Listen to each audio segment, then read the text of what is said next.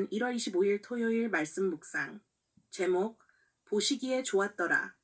하나님이 이르시되 천하의 물이 한 곳으로 모이고 묵히 드러나라 하시니 그대로 되니라. 하나님이 묻을 땅이라 부르시고 모인 물을 바다라 부르시니 하나님이 보시기에 좋았더라. 하나님이 이르시되 땅은 풀과 씨 맺는 채소와 각기 종류대로 씨 가진 열매 맺는 나무를 내라 하시니 그대로 되어 땅이 풀과 각기 종류대로 씨 맺는 채소와 각기 종류대로 씨 가진 열매 맺는 나무를 내니 하나님이 보시기에 좋았더라. 저녁이 되고 아침이 되니 이는 셋째 날이니라. 창세기 1장 9절에서 13절. 오늘은 우리가 읽은 본문 말씀을 가지고 보시기에 좋았더라 라는 의미를 중심으로 하나님께서 창조하신 세상을 채우시고 질서를 잡아가시는 모든 내용들이 사람을 위해 준비하시는 것임을 살펴보려고 합니다. 이를 통해 오늘 우리들의 삶에도 채우시고 질서를 잡아가시는 모든 것들이 하나님의 창조의 능력으로 지금도 우리와 함께 일하시고 계심을 확인하는 복된 시간이 될 수 있기를 기대합니다.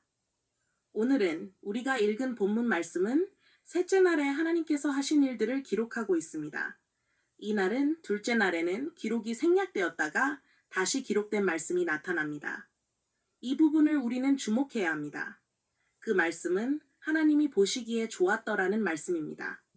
둘째 날과 셋째 날의 차이를 어떻게 해석할 수 있을까요? 우리가 성경을 하나님 나라와 언약의 관점에서 살펴보면 한 가지 추론을 할 수 있습니다.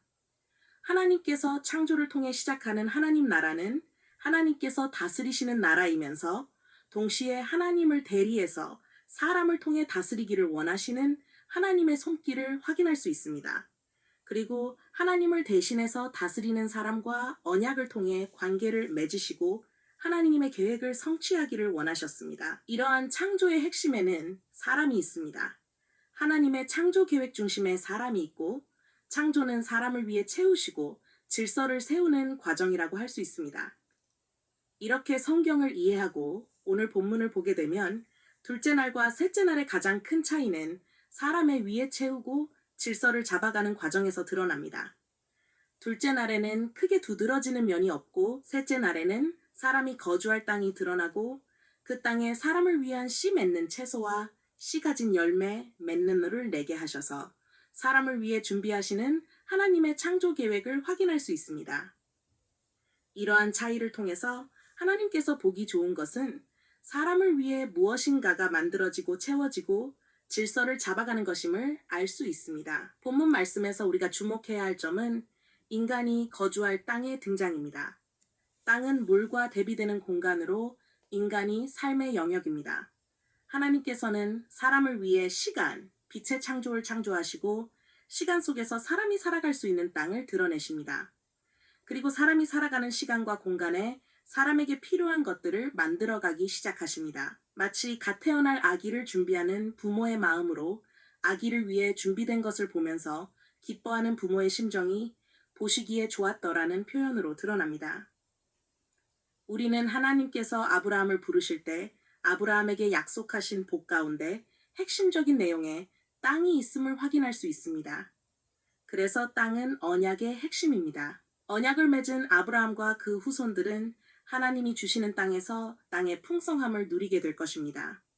그리고 그 언약은 하나님의 능력을 통해 성취됩니다. 그 역사적 사실이 오늘 본문을 통해서 미리 엿볼 수 있습니다. 하나님께서는 언약의 내용인 땅을 드러내신 분이십니다. 그 땅을 풍요롭게 하시는 분이십니다. 이 창조 이야기는 모세를 통해 광야에서 오늘 본문을 마주하는 이스라엘에게는 소망의 말씀이 되었을 것입니다. 하나님이 이스라엘에게 주시겠다고 하시는 땅은 그들의 선조 아브라함에게 약속하신 땅입니다. 하나님은 창조주이십니다. 사람의 생명을 위한 터전을 마련하신 그 하나님께서 자신들의 터전을 마련하고 계시다는 사실은 노예에서 이제 약속의 땅을 향해 나아가는 이스라엘 사람들에게는 소망과 확신을 가져다 주기에 충분했을 것입니다. 그리고 그 땅은 삶을 영위하는 생명의 터전에 더해 땅을 풍요롭게 하시는 하나님께서 주시는 것입니다. 그러기에 이스라엘은 풍요로운 삶, 하나님께서 채우시고 공급하심을 기대하며 앞으로 나아갈 수 있었을 것입니다. 말씀으로 창조하시는 하나님, 사람을 위해 준비하시는 하나님, 사람과 언약을 맺어 다스리기를 원하시는 하나님을 이스라엘은 창조 이야기를 통해 전해 듣고 있습니다. 이집트에서 이스라엘은 다양한 우상들에게 그저 봉사하는 노예입니다. 그리고 그 우상을 대리하는 왕에게 자신의 모든 것을 바쳐야 합니다.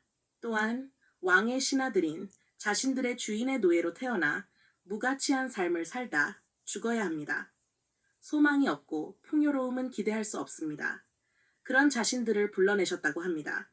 자신들과 언약을 맺으시겠다고 하시는 말씀을 듣습니다. 더 나아가 자신들은 노예가 아니라 온 세상을 다스리시는 하나님의 형상, 즉 하나님을 대리하는 존재라 부르고 계십니다. 그리고 자신들을 위해 삶의 터전을 준비하시고 그 터전은 젖과 꿀이 흐르는 풍요로운 땅이라고 선언합니다. 이스라엘은 창조 이야기를 통해 자신들에게 주어지는 약속을 확신하며 하나님을 예배하는 삶으로 나아가기를 주저하지 않았을 것입니다. 오늘 우리들에게도 본문에서 들려주는 창조의 메시지는 분명합니다. 사람들을 위해 생명의 터전을 마련하시는 하나님이 오늘 우리 삶의 터전도 준비하신다는 사실입니다. 우리가 걱정과 근심 가운데 살아가는 중요한 이유 가운데 하나는 삶의 터전이 불확실할 때입니다. 삶의 터전이 흔들릴 때 우리는 불안 가운데 살아갈 수밖에 없습니다. 그러나 그때 우리는 오늘 말씀을 기억해야 합니다. 하나님께서는 우리의 삶의 터전을 굳건하게 붙잡고 계십니다. 그리고 땅을 풍요롭게 하시는 하나님께서 우리의 삶의 터전을 풍요롭게 하심을 믿을 수 있기를 축복합니다.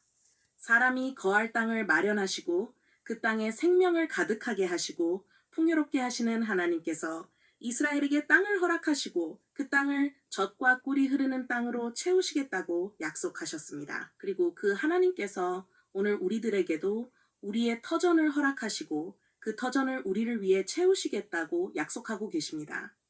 이러한 하나님의 계획은 창조 때부터 지금까지 변하지 않고 동일하게 이어지고 있습니다. 사람을 통해 하나님이 창조한 세상을 다스리기 원하시는 하나님이십니다. 그 사람을 위해 하나님께서 모든 것을 준비하셨습니다. 그리고 그 사람과 언약을 맺으셨습니다. 사람이 언약 안에 거할 때 하나님께서 준비하신 모든 것을 누리며 하나님의 마음으로 세상을 다스려 나갈 수 있습니다. 이것이 하나님께서 이스라엘에게 오늘 우리들에게 원하는 것입니다. 하나님이 주신 모든 것을 누리며 그 안에서 감사로 예배하는 삶, 그리고 하나님의 마음으로 하나님께서 창조하신 모든 것들을 다스려 풍요롭게 만들어 나가는 것이 언약을 성취하는 삶입니다. 오늘 하루가 시작되었습니다. 내가 해결할 수 없는 걱정과 불안에 사로잡혀 사는 것이 아니라 내 삶의 터전을 붙잡고 계신 하나님을 믿음으로 소망과 기쁨 가운데 살아가는 한날이 되기를 원합니다.